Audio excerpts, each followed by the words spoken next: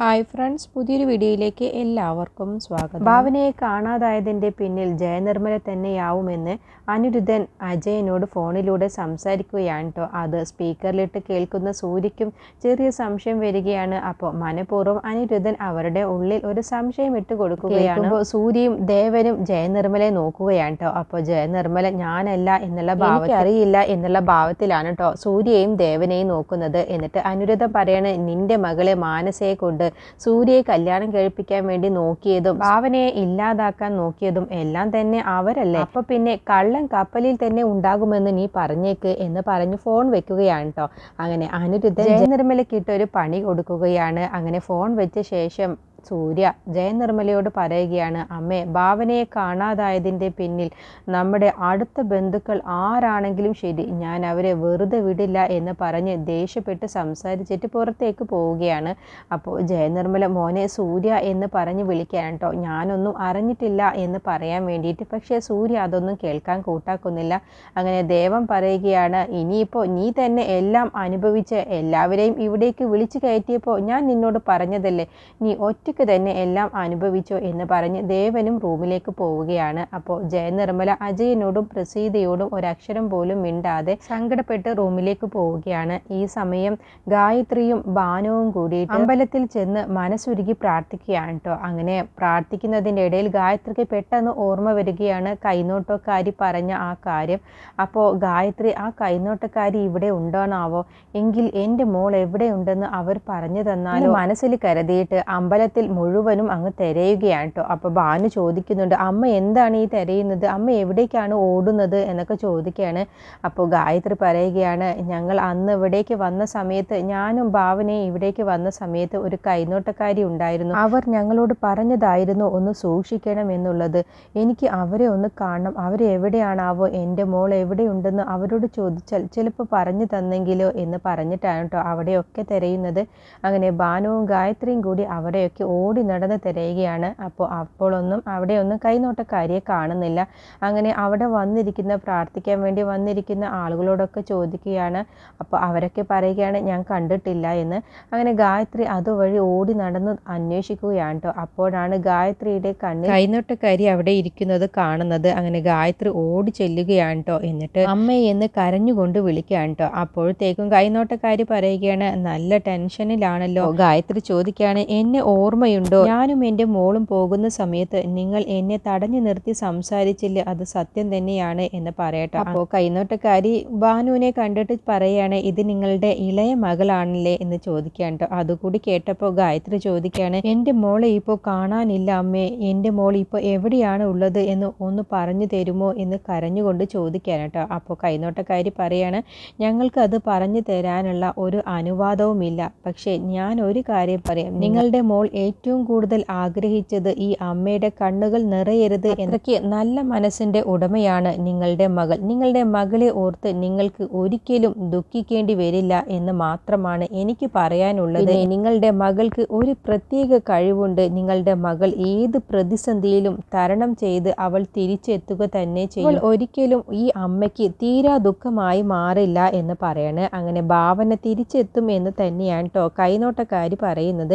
അത് കേൾക്കുമ്പോൾ ഗായത്രിക്ക് ഒരുപാട് ആശ്വാസമാവുകയാണ്. ഭാവന എല്ലാ പ്രതിസന്ധികളും തരണം ചെയ്ത് ഈ അമ്മയുടെ അടുത്തേക്ക് തന്നെ ഓടിയെത്തും എന്നുള്ള ആ വാക്ക് ഗായത്രിക്ക് ഒരുപാട് സന്തോഷമാവുകയാണ്. അങ്ങനെ ഗായത്രി നേരെ അമ്പലത്തിലേക്ക് തന്നെ ചെല്ലുകയാണ് കേട്ടോ എന്ന് പ്രാർത്ഥിക്കുകയാണ്. ഈ സമയം മാനസിയെ തേടി മഹേന്ദ്ര ശർമ്മ അവിടെ എത്തുകയാണ്. ഭാര്യ മോഹിനിയും കൂടെ ശർമ്മജിയും കൂടെ ഉണ്ടാവും കേട്ടോ. എന്നിട്ട് മഹേന്ദ്ര ശർമ്മയോട് പറയുകയാണ്, ശർമ്മജി, അജയനും കുടുംബവും ഇപ്പൊ താമസിക്കുന്നത് ഇവിടെയാണ് എന്ന് പറയാണ്. മഹേന്ദ്ര ശർമ്മ പറയുകയാണ്, എനിക്ക് ആ ഒരുമ്പെട്ടവളെയാണ് കാണേണ്ടത് എന്ന് പറയാണ്. എന്നിട്ട് മാനസ എന്ന് അലറിയും കൊണ്ട് വിളിക്കുകയാണ് കേട്ടോ. ആ ഒരു സൗണ്ട് കേട്ട് ജയനിർമ്മല പുറത്തേക്ക് വരികയാണ്. അങ്ങനെ ഇവരെ കണ്ടതോടുകൂടി ജയനിർമ്മല പെട്ടെന്ന് അങ്ങ് ഷോക്കായി പോവുകയാണ് കേട്ടോ. അന്ന് വന്ന് ഡോക്യുമെന്റിൽ ഒപ്പിട്ടതും എല്ലാം തന്നെ ഓർമ്മ വരികയാണ് ജയനിർമ്മലയ്ക്ക്. എന്നിട്ട് ജയനിർമ്മലയോട് ശർമ്മജി ചോദിക്കുകയാണ്, എവിടെയാണ് അജയനും പ്രസീതയും മാനസയും എന്ന് ചോദിക്കുകയാണ് കേട്ടോ. അപ്പോൾ പേടിച്ചുകൊണ്ട് ജയനിർമ്മല, അജയേട്ട എന്ന് പറഞ്ഞ് വിളിക്കുകയാണ്. അപ്പോൾ ആ ഒരു വിളി കേട്ട് അജയനും പ്രസീതയും പുറത്തേക്ക് വരികയാണ് കേട്ടോ. അങ്ങനെ അജയൻ അവരെ കണ്ടതോടുകൂടി പെട്ടെന്ന് അങ്ങ് ഞെട്ടിപ്പോവുകയാണ്. എന്നിട്ട് പേടിച്ചുകൊണ്ട് അകത്തേക്ക് തന്നെ പോവാൻ വേണ്ടി നിൽക്കുകയാണ് കേട്ടോ. എന്നിട്ട് അവിടെ തന്നെ നിൽക്കുകയാണ് അജയൻ. എന്നിട്ട് ഒന്നും അറിയാത്ത ഭാവത്തിൽ ശർമാജി എന്ന് പറഞ്ഞിങ്ങനെ സംസാരിക്കുകയാണ്. മഹേന്ദ്ര ശർമ്മ എന്ന് പറഞ്ഞപ്പോൾ അയാൾ പറയുകയാണ്, അതെ മഹേന്ദ്ര ശർമ്മ തന്നെ, എവിടെയാണ് നിന്റെ മകൾ മാനസ, അവളെ ഇങ്ങോട്ട് വിളിക്ക് എന്ന് പറയാണ്. അങ്ങനെ മാനസയെ വിളിച്ച സമയത്ത് മാനസ പുറത്തേക്ക് വരുന്ന സമയത്ത് ഇവരെ 3 പേരെയും കാണുമ്പോൾ മാനസ ഞെട്ടലോട് കൂടിയിട്ടാണ് വരുന്നത്.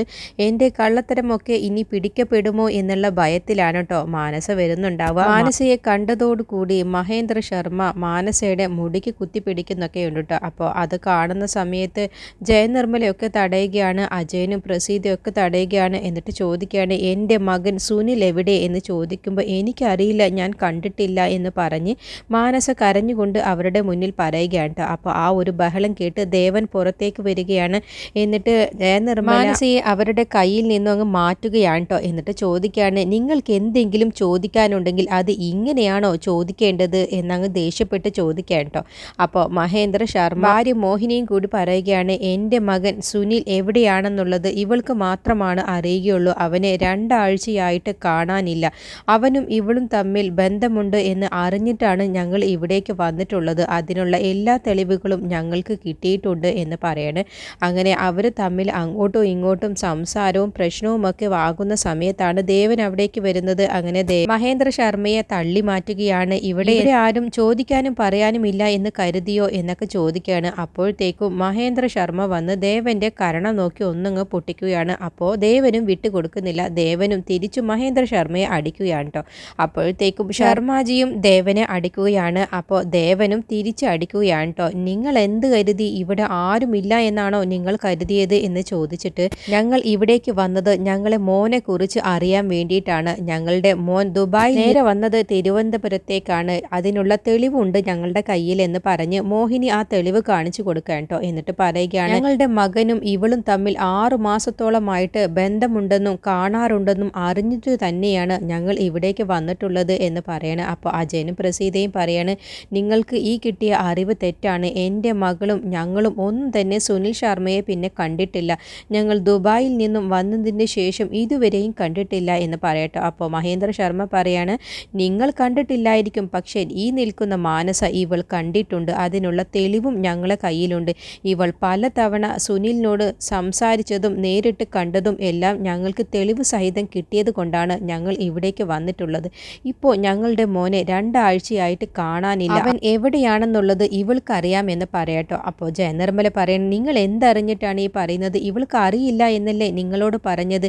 നിങ്ങൾ ആരും കരുതുന്നത് പോലെയല്ല ഇവൾ. ദുബായ് പോലത്തെ ഒരു നഗരത്തിൽ നിന്നും ഇവൾ 1 കോടിയിലധികം പറ്റിച്ചിട്ടാണ് ഇവിടേക്ക് കടന്നു കളഞ്ഞത് എന്ന് പറയട്ടെ. അപ്പോൾ മാനസ കരഞ്ഞുകൊണ്ട് പറയുകയാണ്, ഞങ്ങൾക്ക് ആ പൈസ കിട്ടിയിട്ടില്ല, എനിക്കിതിനെക്കുറിച്ചൊന്നും അറിയില്ല എന്ന് കരഞ്ഞുകൊണ്ട് പറയണ്ട. അപ്പോഴത്തേക്കും ശർമാജിക്ക് അങ്ങ് ദേഷ്യം വരികയാണ്. എന്നിട്ട് മാനസയുടെ കഴുത്തിലേക്ക് തോക്ക് വെക്കുകയാണ് കേട്ടോ. എന്നിട്ട് പറയണം, ആരും അടുത്തു പോവരുത് എന്ന് പറയാണ്. എന്നിട്ട് മോഹിനി പറയാണ്, നിങ്ങൾ ആരും കരുതുന്നത് പോലെയില്ല ഇവൾക്ക് മറ്റൊരു മുഖം കൂടിയുണ്ട്. നിങ്ങൾ ആരും അറിയാത്ത പല രഹസ്യങ്ങളും ഇവളുടെ മനസ്സിലുണ്ട് എന്നൊക്കെ മോഹിനി വിളിച്ചു പറയുകയാണ്. അപ്പോഴൊക്കെ അജയനും പ്രസീതയും പറയും, ഇല്ല, ഞങ്ങളുടെ മോൾക്ക് ഒന്നും അറിയില്ല. ഞങ്ങൾ ദുബായിൽ നിന്നും വന്ന ശേഷം സുനിൽ ശർമ്മയെ കണ്ടതുമില്ല എന്ന് പറയുമ്പോൾ, നിങ്ങൾ കണ്ടിട്ടില്ല, പക്ഷേ ഇവൾ ഇപ്പോഴും സുനിൽ ശർമ്മയുമായിട്ട് ബന്ധമുണ്ട്, ഞങ്ങളുടെ മകനുമായിട്ട് ബന്ധമുണ്ട്. ഇപ്പോൾ 2 ആഴ്ചയായിട്ട് അവനെ കാണാനില്ല. ഇവൾക്കറിയാം അവൻ എവിടെയുണ്ടെന്ന്. മര്യാദയ്ക്ക് നീ സത്യം പറഞ്ഞോ എന്ന് പറയുമ്പോൾ മാനസ കരഞ്ഞുകൊണ്ട് പറയാണ്, ഇല്ല, ഞങ്ങൾക്കറിയില്ല എന്ന് പറയട്ടോ. അപ്പോൾ ജയനിർമ്മല ദേവനോട് പറയാണ്, നിങ്ങൾ ദേവേട്ട എത്രയും പെട്ടെന്ന് പോലീസിനെ വിളിക്കുക എന്ന് പറയുമ്പോൾ, അതേ പോലീസ് വരട്ടെ, ഞങ്ങൾക്കും അത് തന്നെയാണ് വേണ്ടത്, ഇതിനൊരു തീരുമാനം ഉണ്ടാക്കണമല്ലോ എന്ന് പറയട്ടോ. അങ്ങനെ മഹേന്ദ്ര ശർമ്മയും മോഹിനിയും കൂടിയിട്ട് മാനസയെക്കുറിച്ച് പറയുന്ന വാക്കുകൾ കേട്ട് ജയനിർമ്മലയും ദേവനൊക്കെ ആകെ ഷോക്കായി നിൽക്കുകയാണ്. അജയനും പ്രസീതയും ഒക്കെ അങ്ങനെ തരിച്ചു നിൽക്കുകയാണ് കേട്ടോ. എൻ്റെ മകൾക്ക് അതൊന്നും അറിയില്ല എന്ന് തന്നെയാണ് കേട്ടോ അവരുടെ മനസ്സിലുണ്ടാവുക. പക്ഷേ മാനസ ആരും അറിയാതെ സുനിൽ ശർമ്മയുമായിട്ട് ഇപ്പോഴും ബന്ധമുണ്ടാവും. അപ്പോൾ മാനസ രക്ഷപ്പെടാൻ വേണ്ടി പറയുകയാണ്, എനിക്ക് സുനിൽ ശർമ്മയുമായിട്ട് ഒരു ബന്ധവുമില്ല, എനിക്ക് അറിയുകയുമില്ല, എനിക്ക് അറിയാത്ത കാര്യം ഞാൻ എങ്ങനെ പറയും? നിങ്ങൾ എന്നെ കൊന്നാലും എനിക്ക് അറിയില്ല എന്ന് തന്നെയാണ് എനിക്ക് പറയാനുള്ളത് എന്ന് പറയട്ടോ. അപ്പോൾ മഹേന്ദ്ര ശർമ്മ പറയാണ്, അങ്ങനെയാണെങ്കിൽ നിനക്ക് ഞാൻ 24 മണിക്കൂർ സമയം തരും, അതിനുള്ളിൽ എൻ്റെ മോൻ എവിടെയാണെന്നുള്ളത് നീ പറഞ്ഞേ മതിയാവൂ എന്ന് പറഞ്ഞ് ഭീഷണിപ്പെടുത്തിയ ശേഷം മഹേന്ദ്ര ശർമ്മയും ശർമാജിയും മോഹിനിയും കൂടി പോവുകയാണ്. അപ്പോൾ ദേവൻ ദേഷ്യപ്പെട്ട് ജയനിർമ്മലയോട് പറയുകയാണ്, നിനക്കിപ്പോൾ തൃപ്തിയായില്ലേ എന്നങ്ങ് പറഞ്ഞിട്ട് ദേഷ്യത്തോടു കൂടി അകത്തേക്ക് പോവുകയാണ്. അങ്ങനെ ജയനിർമ്മലയുടെ ചോദ്യം വരുന്നത് പേടിച്ച് മാനസ അപ്പോൾ കഴുത്ത് വേദനയാകുന്നത് പോലെ അങ്ങ് അഭിനയിക്കുകയാണ് കേട്ടോ. തളർച്ചയോട് കൂടിയിട്ടാണ് മാനസ അവിടെ നിൽക്കുന്നുണ്ടാവുക. അടുത്ത എപ്പിസോഡിൽ അമ്പലത്തിൽ പോയി പ്രാർത്ഥനയിൽ തന്നെയാണ് കേട്ടോ ഗായത്രി ഭാവനയ്ക്ക് ഒരു അപകടവും കൂടാതെ തിരിച്ചു കിട്ടാൻ വേണ്ടിയിട്ട് അതിനെ പ്രദക്ഷിണം ചെയ്യുകയാണ്. അപ്പോൾ ഭാനു ആണ് കേട്ടോ ഗായത്രിയുടെ ഒപ്പം നിന്ന് അതിനൊക്കെ സഹായിക്കുന്നത്.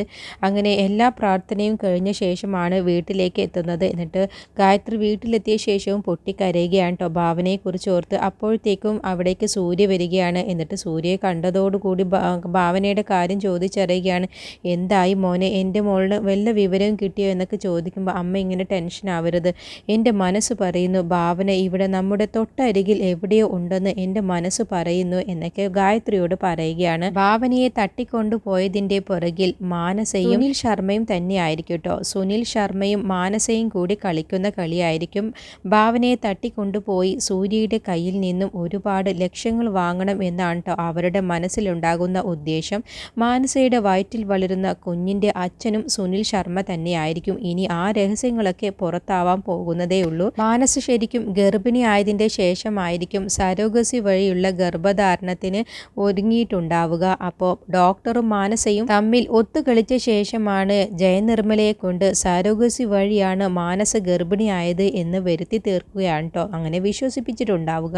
ഡോക്ടറും മാനസയും കൂടി ഒത്തുകളിച്ച് അങ്ങനെ ഒരു നാടകം നടത്തിയിട്ടുണ്ടാവും. അതിനെക്കുറിച്ചൊക്കെ ഇനി വരുന്ന എപ്പിസോഡുകളിൽ കാണിക്കുന്നതായിരിക്കും. അങ്ങനെ ഭാവനയെ കാണിക്കുകയാണ് കേട്ടോ. ഭാവനയെ ഒരു കസേരയിൽ ബോധമില്ലാതെ കെട്ടിയിരിക്കുന്നത് കാണുകയാണ്. അങ്ങനെ ഭാവനയ്ക്ക് കുറച്ച് കഴിയുമ്പോൾ ബോധം വരികയാണ്.